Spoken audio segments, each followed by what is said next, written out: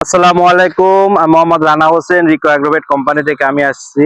আমি আজকে সরিষার শেষ স্টেপে যে রোগটি হয় সেই রোগটা নিয়ে আমি আজকে কথা বলবো। সেটা হলো স- সরিষা চাষের সর্বশেষ যে রোগটি সরিষাতে আক্রমণ করে থাকে এবং সরিষার ব্যাপক ক্ষতি হতে পারে, সেটি হলো সরিষার হোয়াইট মোল্ড রোগ।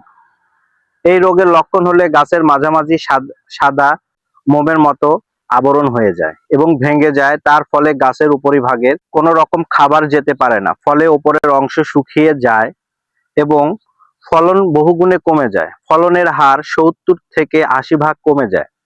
হোয়াইট মোল্ড রোগের দমনে কি কি ব্যবস্থা গ্রহণ করা যেতে পারে সে বিষয় নিয়ে আমি আলোচনা করব।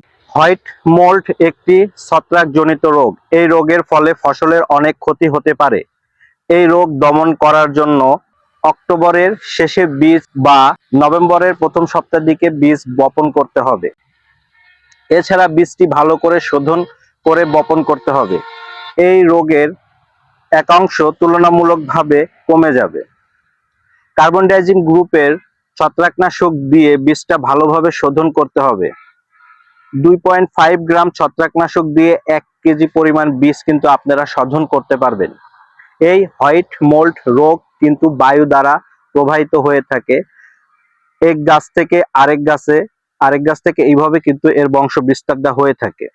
এই রোগ দমনের জন্য প্রাথমিকভাবে যে গ্রুপের ছত্রাকনাশকগুলো আপনারা ব্যবহার করতে পারেন সেটা হলো প্রফিকনাজল প্লাস ডাইফেনাকনাজল 300 ইসি। এই গ্রুপের ছত্রাকনাশক আপনারা ব্যবহার করতে পারেন, বা শুধু প্রফিকনাজল গ্রুপের ছত্রাকনাশকটি আপনারা ব্যবহার করতে পারেন।